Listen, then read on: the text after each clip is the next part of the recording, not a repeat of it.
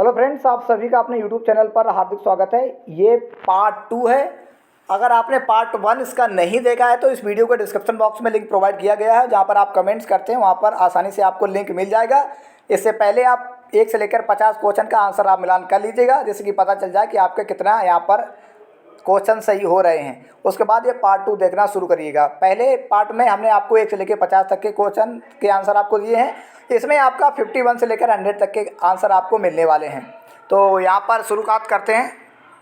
यहाँ पर 51 क्वेश्चन की अगर बात करें तो छात्रों के सामाजिक विज्ञान के प्रति रुचि पैदा करने के लिए शिक्षक को क्या करना चाहिए? तो गतिविधि आधारित शिक्षण करें। यहाँ पर छात्रों को पूछने के लिए अनुमति ना दे, गलत, यानी जो ऑप्शन दिए जा रहे हैं वो आप ध्यान से पढ़िएगा। तो ए बी सी गलत है, डी ऑप्शन बिल्कुल ठीक रहने वाला है। 52 क्वेश्चन की बात करें तो पंचपदी प्रणाली किससे संबंधित है? तो जे एफ हर्बर्ट से संबंधित है। उसके बाद फिर 53 क्वेश्चन की बात करें सूक्ष्म शिक्षण में आवश्यकता होती है। डी ऑप्शन गलत है, डी ऑप्शन गलत है। कमेंट्स बॉक्स में बताइएगा कि ए और सी में कौन सा ऑप्शन बिल्कुल ठीक है। 54 क्वेश्चन की बात करें तो पाठ योजना निर्माण से पहले किस बात का ध्यान रखना चाहिए? तो यहाँ पर सब बातों का ध्यान रखना चाहिए जो कि ऑप्शन 1, 2, 3 में गिवन है, यानी ऑप्शन नंबर डी बिल्कुल ठीक है। ब्लूम ने संज्ञानात्मक क्षेत्र को कितने स्तर पर बांटा है? तो ये ब्लूम ने 6 क्षेत्रों में बांटा है। काफ़ी सारे स्टूडेंट यहाँ पर 4 ऑप्शन लगा के आए हैं। 55 क्वेश्चन है। 56 क्वेश्चन की बात करें सूक्ष्म शिक्षण का सूक्ष्म शिक्षण में कक्षा कालांश का समय क्या होता है? 5 से 10 मिनट होता है, यानी डी ऑप्शन बिल्कुल ठीक है 56 क्वेश्चन का। 57 क्वेश्चन की बात करें समस्या समाधान विधि के प्रतिपादक कौन है?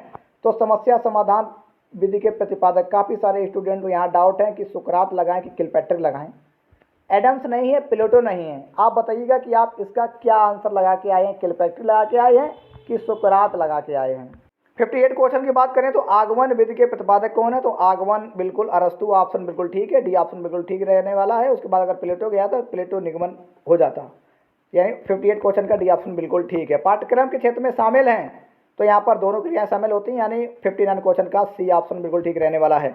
भावात्मक क्षेत्र को कितने स्तर पर बांटा गया है? तो 5 क्षेत्रों में बांटा गया है। 60 क्वेश्चन का बी ऑप्शन बिल्कुल ठीक रहने वाला है। 61 क्वेश्चन की बात करें तो निम्नलिखित में से भावात्मक पक्ष की टेक्सोनॉमी के अंतर्गत नहीं आता है, तो जो अवबोध है वो नहीं आता है। क्वेश्चन नंबर 61 का बी ऑप्शन बिल्कुल ठीक है।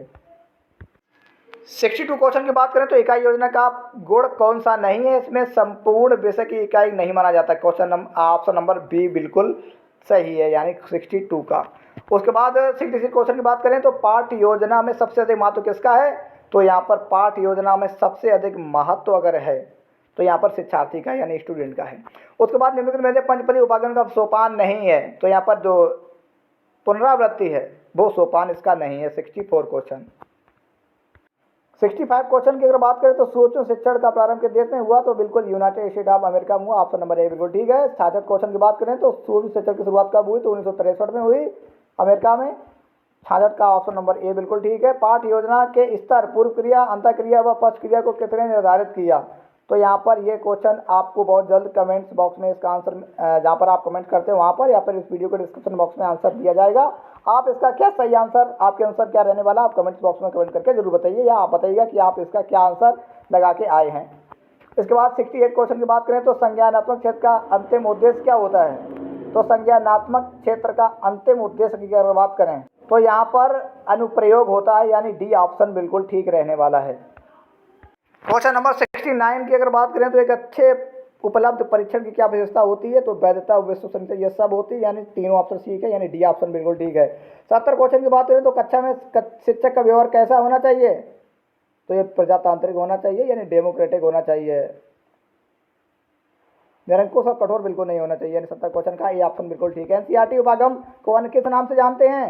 तो यहाँ पर एनसीईआरटी उपागम को, यहाँ पर जो सही ऑप्शन दिया जा रहा है वो मिश्रित शैली उपागम के नाम से जानते हैं। 71। आप बताइएगा कि आप कहीं ऑप्शन सी तो नहीं लगा के आए हैं।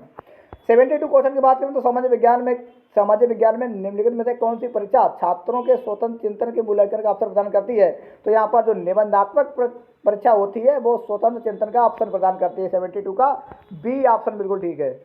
क्वेश्चन नंबर 73 बहुत डाउटफुल है, बहुत से स्टूडेंट यहाँ पर गलत ऑप्शन लगा के आए होंगे जरूर। यहाँ पर लिखा गया RCEM, यानी regional college of education Mysore, इसका फुल फॉर्म है डॉक्टर दवे द्वारा कब विकसित किया गया? तो इसका जो सही ऑप्शन है वो 1967 में किया गया, लेकिन इसकी स्थापना अगर बात करें तो इसकी स्थापना 1963 में हुई थी। 73 क्वेश्चन। 74 क्वेश्चन की बात करें तो किसने शिक्षण उद्देश्यों को संज्ञानात्मक, भावात्मक और मनोप्रयोग क्षेत्र में व्यवहार किया है? तो यहाँ पर ऑप्शन सही रहने वाला है वो ब्लूम एंड अदर, ये ऑप्शन बिल्कुल ठीक रहने वाला है। 75 क्वेश्चन की अगर बात करें तो क्रियात्मक अनुसंधान का प्रारंभ किस देश में हुआ था? तो क्रियात्मक अनुसंधान का प्रारंभ अमेरिका में हुआ था। 76 क्वेश्चन की अगर बात करें तो निम्न चरित्र के विकास में धार्मिक एवं नैतिक शिक्षा महत्वपूर्ण रूप से योगदान देती है, ये किसका कथन है? तो यहाँ पर स्टूडेंट गलत लगा के आए, काफ़ी स्टूडेंट यहाँ पर उच्च शिक्षा आयोग लगा के आए, लेकिन इसका जो सही ऑप्शन है वो ऑप्शन नंबर ए बिल्कुल ठीक है, यानी माध्यमिक शिक्षा आयोग। यानी कहा जा सकता है कि चरित्र के विकास में धार्मिक एवं नैतिक शिक्षा महत्वपूर्ण रूप से योगदान देती है, यह कथन माध्यमिक शिक्षा आयोग का है। क्वेश्चन नंबर 77 की बात करें तो शिक्षण सहायक सामग्रियों के प्रकार है दृश्यवीय, श्रव्य, श्रव्यदर्शी, यानी ऑप्शन सी बिल्कुल ठीक रहने वाला है। लैटिन भाषा के शब्द करिकुलम का अर्थ क्या है? तो दौड़ का मैदान, यानी ऑप्शन नंबर ए बिल्कुल ठीक है 78 क्वेश्चन का। उसके बाद 79 क्वेश्चन की बात करें तो मूल्यांकन के बारे में कौन सा कथन सत्य है? मूल्यांकन की सतत प्रक्रिया ठीक, व्यापक अवधारणा ठीक, शैक्षिक प्रक्रिया है बिल्कुल ठीक, यानी उपरोक्त तो सभी 79 क्वेश्चन का डी ऑप्शन बिल्कुल ठीक रहने वाला है। क्रियात्मक अनुसंधान को सामाजिक मनोविज्ञान से संबंधित किसने बताया? तो कट लेब ने बताया, ऑप्शन नंबर बी बिल्कुल ठीक है 80 क्वेश्चन का। यहाँ पर ध्यान दीजिएगा क्वेश्चन नंबर 81 पर यहाँ पर कहा जा रहा है कि सामाजिक विज्ञान है, तो ये बिल्कुल विज्ञान है, बी ऑप्शन बिल्कुल ठीक है। सामाजिक विज्ञान में किस प्रकार के शिक्षण सहायक उपकरणों का सबसे अधिक उपयोग किया जाता है? तो यहाँ पर श्रव्य दृश्य माध्यम, यानी 82 क्वेश्चन का सी ऑप्शन बिल्कुल ठीक रहने वाला है। MOOC MOOC जिसे मूक कहते हैं, एक दूरस्थ शिक्षा से संबंधित पाठ्यक्रम है जो 2008 में प्रारंभ हुआ, यानी 83 का ए ऑप्शन बिल्कुल ठीक रहने वाला है। 84 क्वेश्चन की बात करें तो निम्नलिखित में से कौन सी शिक्षण विधि का उपयोग सामाजिक विज्ञान शिक्षण के अंतर्गत नहीं किया जाता है? सामाजिक विज्ञान शिक्षण के अंतर्गत नहीं किया जाता तो प्रयोगशाला का विधि नहीं किया जाता है। सामाजिक विज्ञान के अंतर्गत प्रयोगशाला विधि का उपयोग नहीं किया जाता। 84 का सी ऑप्शन बिल्कुल ठीक है। क्वेश्चन नंबर 85 है, ये हम आपको बहुत जल्द वीडियो के कमेंट्स बॉक्स यहाँ पर आप इस वीडियो के डिस्क्रिप्शन बॉक्स में आंसर इसका मिल जाएगा, क्योंकि ये कुछ थोड़ा डाउटफुल क्वेश्चन है। यहाँ पर काफ़ी सारे स्टूडेंट डी ऑप्शन लगा के आए हैं, देखते हैं सही है कि गलत है। बहुत जल्द आपको इसका आंसर दिया जाएगा। 86 क्वेश्चन की बात करें तो सूक्ष्म शिक्षण एक समय में कितने शिक्षण कौशलों का अभ्यास किया जाता है? तो एक समय में एक शिक्षण कौशल का, यानी ए ऑप्शन बिल्कुल ठीक है।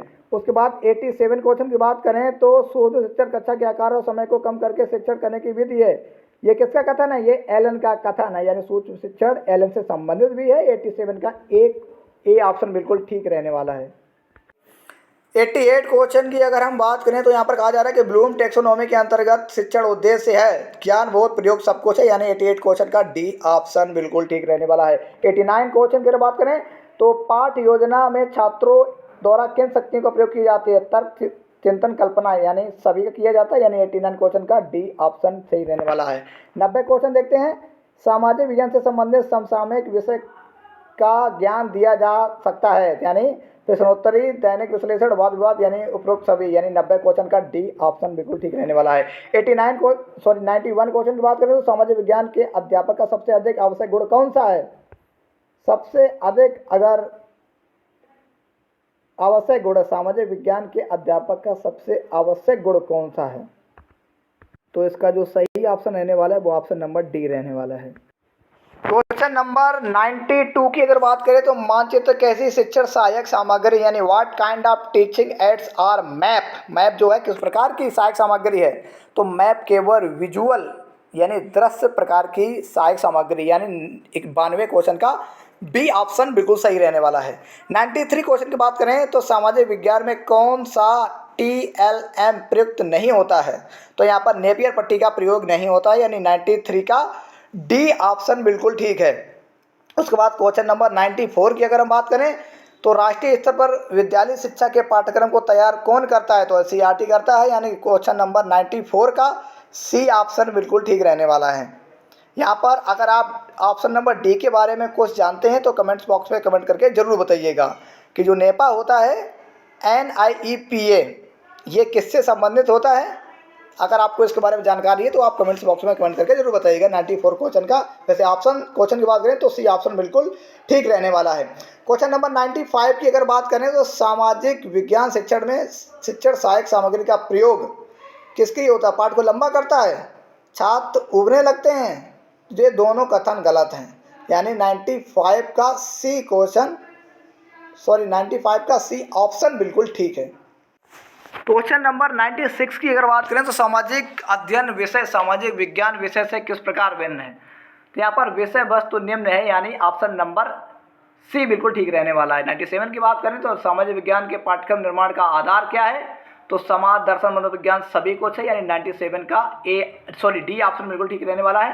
क्वेश्चन नंबर 98 की बात करें तो निम्नलिखित में से कौन सा पाठ्यक्रम का प्रकार नहीं होता है। तो यहाँ पर बाल केंद्रित होता है, शिक्षण केंद्रित होता है, विषय केंद्रित होता है, विद्यालय केंद्रित नहीं होता। 98 का सी ऑप्शन बिल्कुल ठीक रहने वाला है। 99 क्वेश्चन की अगर हम बात करें तो यहाँ पर इकाई योजना को शिक्षण क्रिया में शामिल करने का श्रेय किसे जाता है।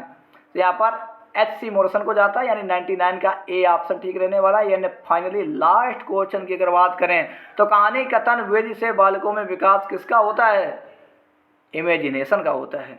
कहानी कथन से 100 क्वेश्चन का सी ऑप्शन बिल्कुल ठीक रहने वाला है। इस प्रकार आपने पार्ट 1 एंड पार्ट 2 यहाँ पर चैनल द्वारा हमने प्रोवाइड आपको करा दिए हैं पूरा कंप्लीट। अगर 2-3 क्वेश्चन कुछ यहाँ पर डाउटफुल लग रहे हैं आपको तो कमेंट्स बॉक्स में कमेंट करके उसका आंसर आप पूछ सकते हैं। लेकिन अगर जैसे ही हमें उसका सटीक आंसर मिलेगा, क्योंकि यहाँ पर आपको 100 में से केवल 75 क्वेश्चन ही करने होते हैं, यहाँ पर लगभग 95 और 95 से प्लस क्वेश्चन के सही आप आंसर इस चैनल द्वारा प्रोवाइड किए गए हैं। पार्ट 1 एंड पार्ट 2 में अगर आपने पार्ट 1 नहीं देखा है तो इस वीडियो को डिस्क्रिप्शन बॉक्स में लिंक प्रोवाइड किया गया है, और जहाँ पर आप कमेंट्स करते हैं कमेंट्स बॉक्स में सबसे ऊपर लिंक प्रोवाइड किया गया, वहाँ पर क्लिक करके आप पार्ट 1 देख सकते हैं और मिलान कर सकते हैं और अंदाज़ा लगा सकते हैं कि इस पेपर में आपके कितने अंक आने वाले हैं 75 में से। वीडियो कैसा लगा कमेंट्स बॉक्स में कमेंट करके जरूर बताइएगा। इससे रिलेटेड अगर आपकी कोई प्रश्न है तो आप कमेंट्स बॉक्स में कमेंट करके पूछ सकते हैं। स्क्रीन पर आपको चैनल का लोगो दिख रहा होगा, उस पर क्लिक करिएगा और चैनल को तुरंत सब्सक्राइब कर लीजिएगा, जिससे कि लेटेस्ट अपडेट आपके पास सबसे पहले और फ्री में पहुंचते रहें। Thanks for watching and subscribe my channel.